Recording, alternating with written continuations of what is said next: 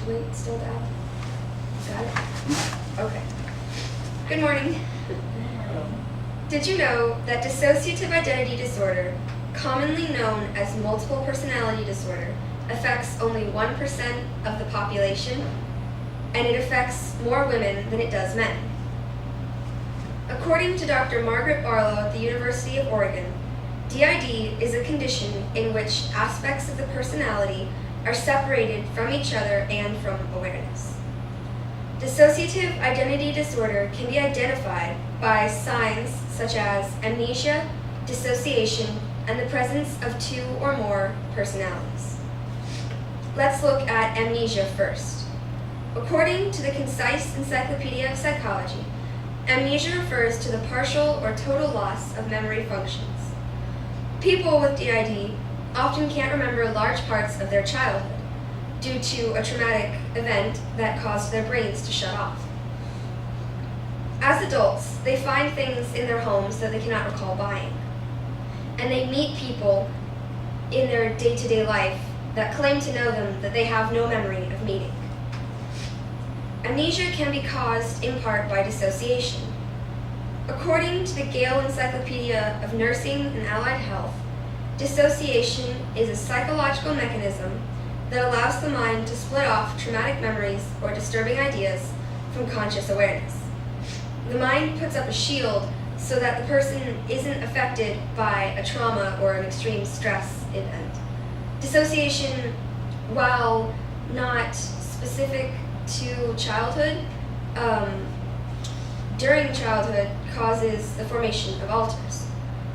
Young children in abusive homes can split off one or more personalities to endure a trauma, while the other personality, the main personality, is present during the rest of their time. Studies have found that most DID patients have 8 to 15 alters, with some having more than 100. Through talk therapy and counseling, alters can be collapsed into one personality little by little.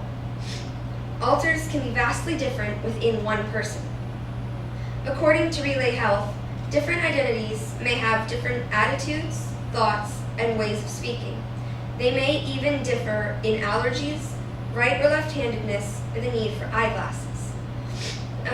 Within one patient, personalities can have different genders and different ages. One case of dissociative identity disorder is Trudy Chase. As a young child, she was abused by her uncle and her mother. She sought therapy as an adult, and it turned out that she had 92 personalities, ranging from a young girl named Lamb Chop to Ian, a 1,000-year-old Irish poet. All of her alters were aware of each other, and she referred to them as the troops. Her autobiography is called When the Rabbit Howls. In 1990, the movie The Voices Within, The Lives of Trudy Chase was released. The movie was based off of a book, which was based off of her autobiography. In conclusion, DID can be classified by memory loss, dissociation, and the possession of two or more distinct personalities. These symptoms can be very distressing.